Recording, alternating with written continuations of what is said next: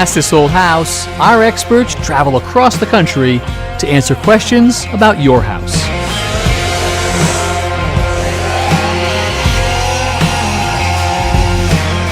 Today, Richard helps a homeowner solve the mystery of why their water heater keeps running out of hot water. And I take a trip to visit maker Jimmy DiResta. We check out his new workshop, and he teaches me how to make a leather tote. So it is very simple to do, but it takes a lot of patience, as you see. Yeah, you kind of got to get into the zone. All that on Ask This Old House.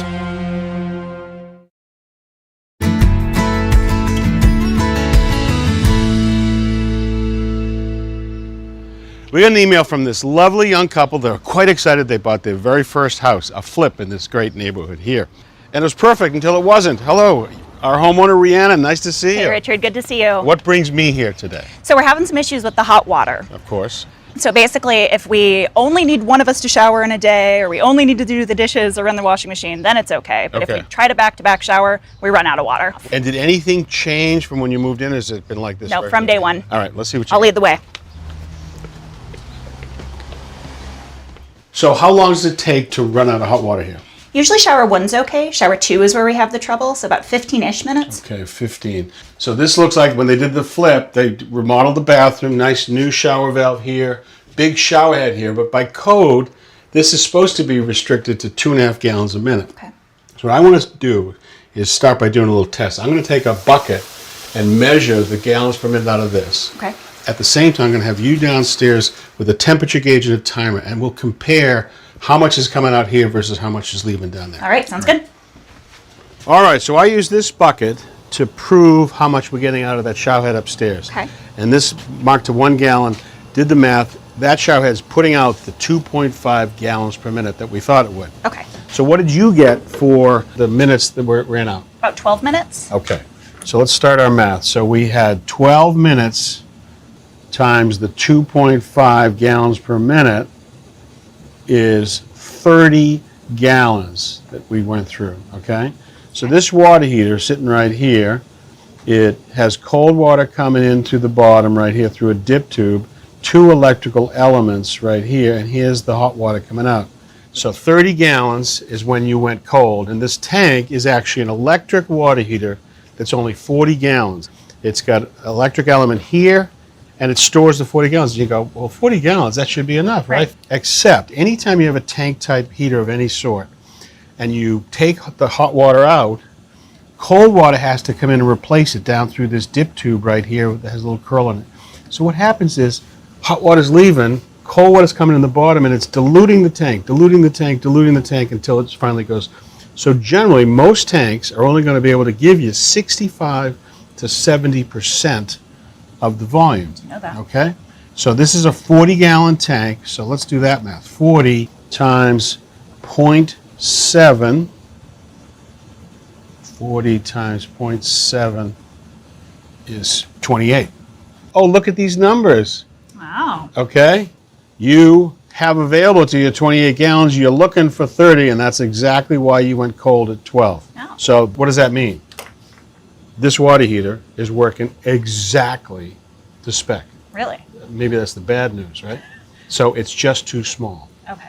So if you didn't have any other choice, you could maybe just stagger the use, but I'm not sure why they didn't put a 50-gallon water heater. No.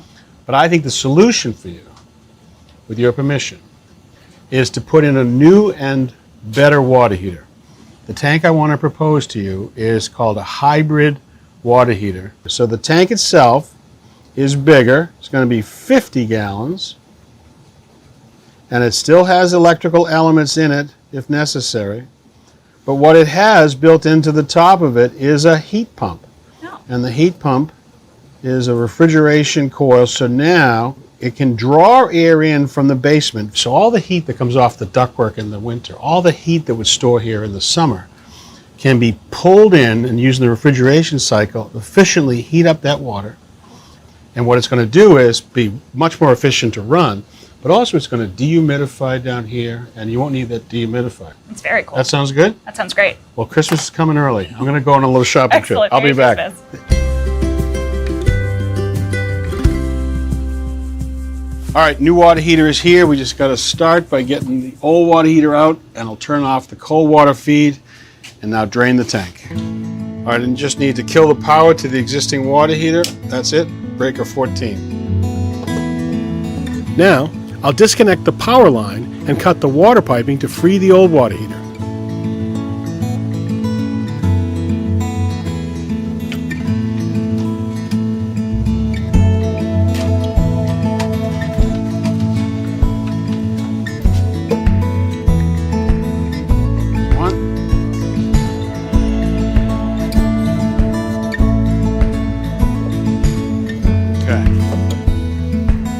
Okay, the old tank is gone, and look, here's your new tank. It's very shiny. It's very shiny.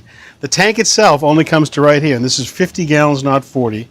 And above it, this is the heat pump unit right here.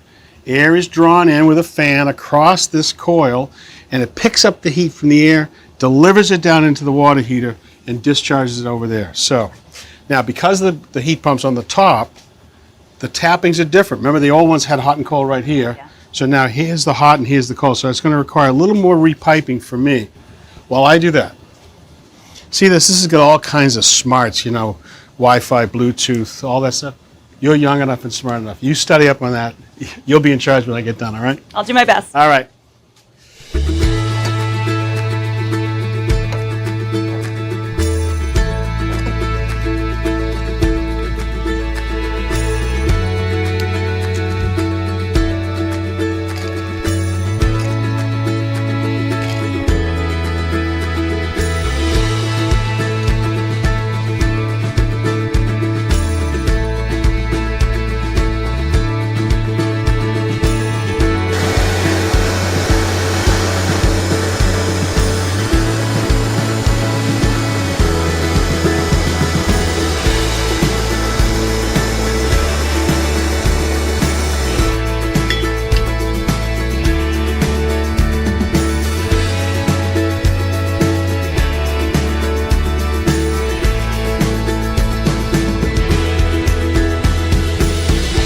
All right, I've been busy down here. I've got all of the water piping done. We've got a cold water line that comes over here, drops down to the bottom, a vacuum breaker right here at the top. Heated water comes out through here, now it goes back to the building.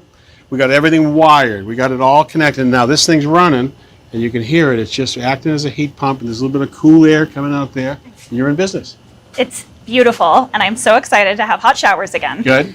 How much more expensive is this going to be since it's so much nicer? Well, it's way less expensive to run, first of all. You know, I want to compare a few things. One is, remember the 40-gallon water heater we took out? That thing had an energy rating, I think, of $555 a year. Okay. And this is about $117 a year. Wow. With plenty of hot water. Okay. So there's an operating cost story. There's also, you know, for every dollar you put in, you get about $3 equivalent energy back out, which is pretty good versus a regular resistance heater. And then there's all kinds of people trying to be your friend. Most states are giving away $500 to $1,000 rebates to invite people to put these in because they really want to lower the electrical consumption. Yeah. And the federal government is doing a tax credit of up to 30% on the entire installation, labor and material, up to about $2,000. That's awesome. Okay, so that could be up to $2,000. So Yeah. all right, so there's a lot of ways that you can get one of these things affordably. So a little bit of homework. Did you learn all your smart stuff? I now? did. I downloaded an app, and it looks like I can control it remotely, and it'll like give me system status. So I've got some learning to do. You might have but to teach me once you learn. Okay. I'll do my best. The other thing I want you to do is just insulate the last of these pipes because we're fighting so hard to make as much energy go into the water as we can. And I've got one thing left to do for you, and to find the adapter right here, because right here is going to be all the condensate that we're extracting from the air, and we're going to dump that to the pit right there. Gotcha. All right, but I want you to stay in hot water. I appreciate it. You're a great help. All right. Thank you.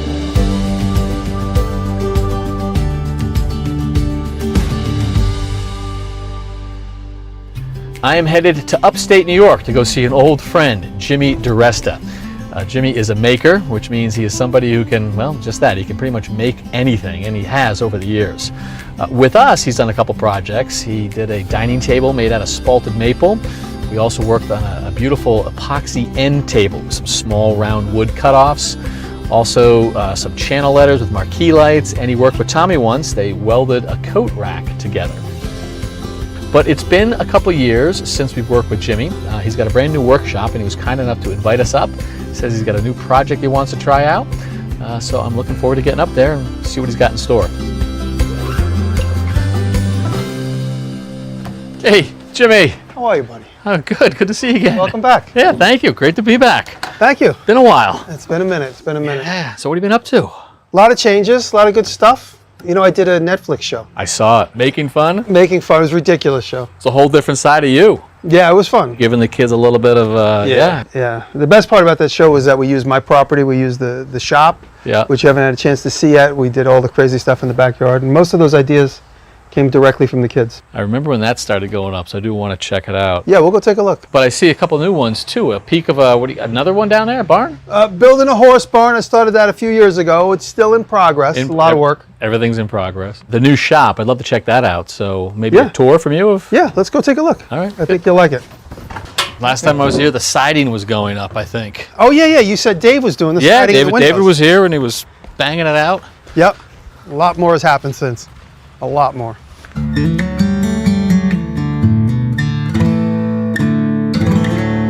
Oh yeah, this has come a long way. It has, hasn't it? Mackerel. A lot of work. Yeah.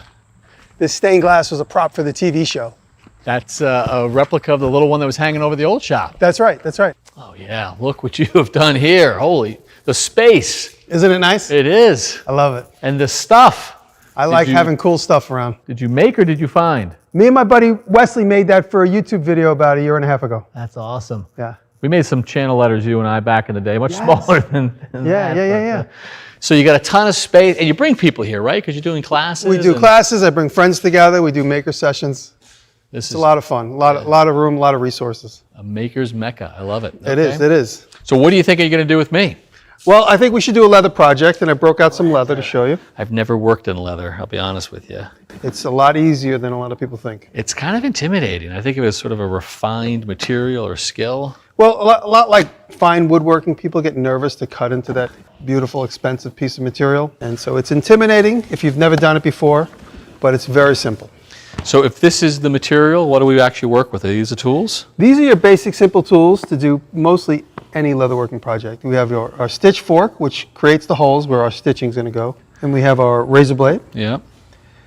needle and thread, Yeah, that's pretty simple right there. and your mallet to nail your stitch forks in. And just the divider so we could mark from the edge of our cut piece. Well, I'm a little less intimidated seeing the tools because they seem pretty basic. They're basic. This is all you really need to get started with any leather project. All right. What are you thinking? Well, I got some inspiration here. These are some bags that I've made over the years. This is a no-stitch bag. It's just rivets. All things held together with rivets. So just press those in there. This one's a little more complicated, done with a sewing machine.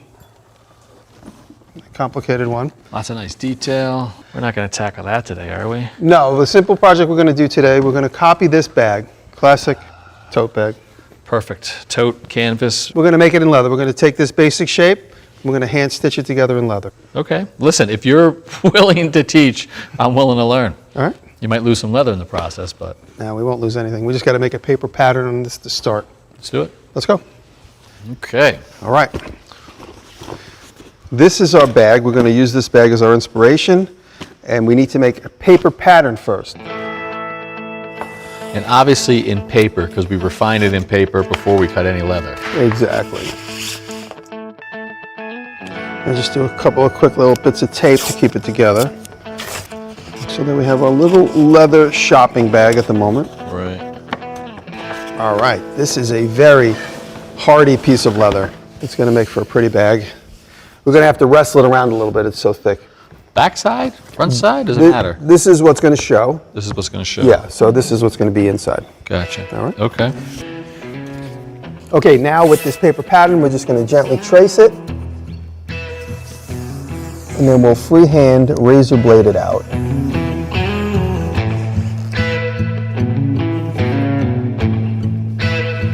Start to get a sense of the shape that's coming our way. Mm-hmm. Okay.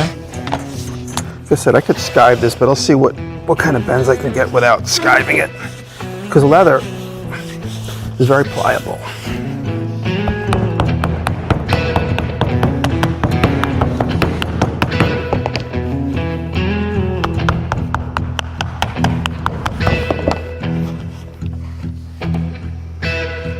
That's cool. That's coming together. So once we stitch this side, this triangle is going to fold up to create that corner, but we might have to skive it so it folds up a little bit easier. Boy, it's stiff enough. It actually works like wood. Yeah. So now what we need to do is establish our stitch line. You see the tiny line that it impresses in the surface there? Yep, just a scribe. Just a little scratch. Boy, it is subtle. Yeah.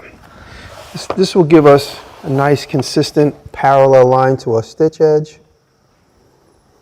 for when we're about to use the stitching fork. We establish our hole, and you see how deep we got to go through to get there. That's a punch all the way through. And so we stay on our line, but we leave the last fork into the last previous hole. That's how we maintain Consistency. our consistency. Interesting. If it were thinner, would you always use the fork, or could you just push the needle through? Oh, no.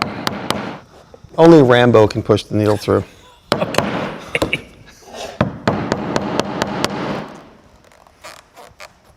And there we go. And so now I know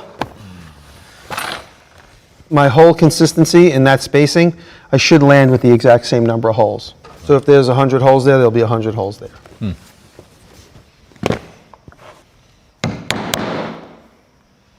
Now I'm not punching, this is something I often do too, I don't punch all the way through right away. Set them up, make the line. Yep, and this way I don't have to focus on my next pass. I know exactly where I need to land.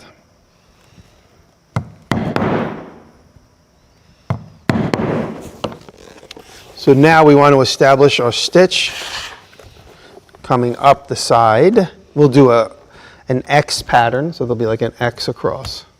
And I'll show you how we do that. Okay. Give me that black thread. Special thread or no? This is a wax thread, so it is a leather wax thread. It's super strong. Okay, so we are establishing our first stitch. You see we go through and through. Yep. It gets a little awkward, but once you start establishing your stitch, everything comes together. So in this case, the one that came out of the right is going back through the one on the left, Yep, and then vice versa. yep, And that's your cross. yep. So you can see why a high-end bag or something like that, a person would come in and inspect the stitching and really look at it, see how precise and... Yeah, take a close look at certain stitches on. I mean, I think they're still overpriced, but you could see why.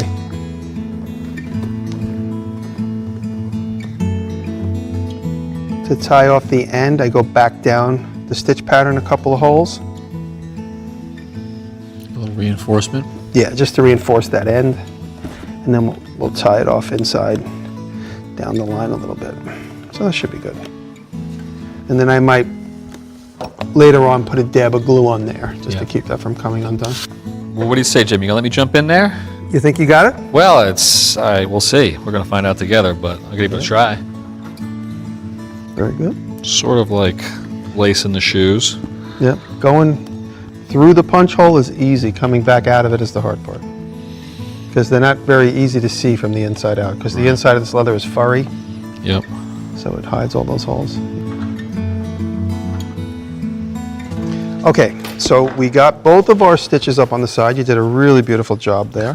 You're being kind. No, you did. But you see how you catch a rhythm? Yeah, totally. Yeah. It's a little wear and tear on your fingertips, but you get used to it. And now we're going to fold this corner up and stitch that. So now that that's ready to go, I'm going to pull that up tight like that, and then I have an awl on the drill. Oh, look at that. So it's almost like an extended needle. Yeah, and we're just going to start putting some holes.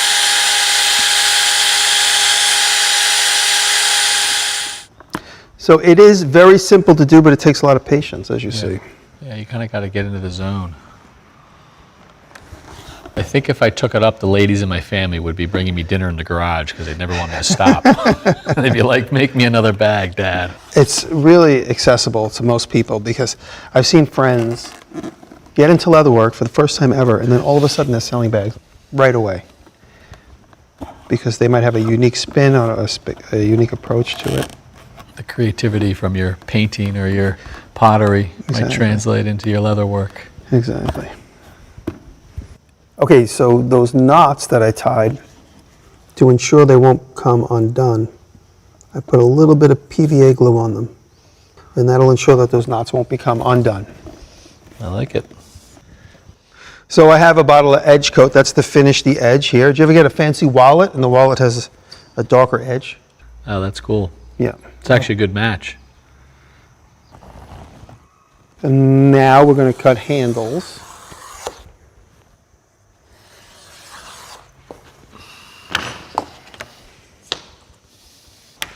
What do we think? We like? I do like. Seems like about the right length. We could see. Feels good? Yeah. Okay, all of our edge coat is dry. Time to put on the handles with the rivets. Mm-hmm. There's our hole. Oh. And now we want to punch the hole in the bag. Now these little saddle rivets are really good looking and they work really well. It bangs it down like that. Makes it tight. Makes it tight. Cut off whatever we don't need.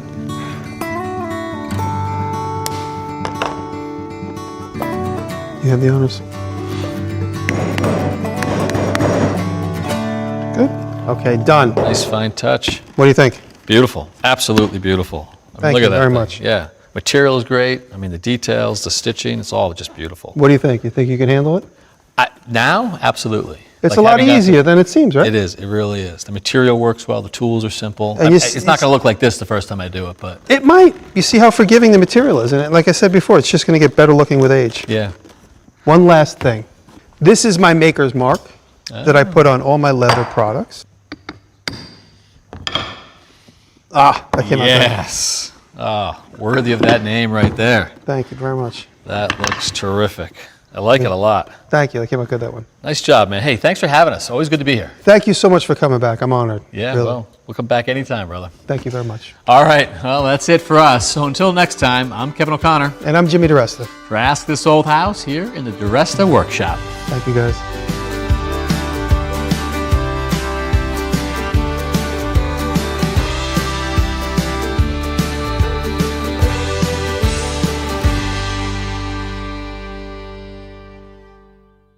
Next time on Ask This Old House, we learn it's never too late to learn new things as Tommy takes a turn on the lathe. I do most of my turning late at night. I'm up, and why not turn a bowl? Then, later he shows us how to build a segmented bowl using the lathe. Plus, Heath gives us a review on how to identify breakers. All that on Ask This Old House.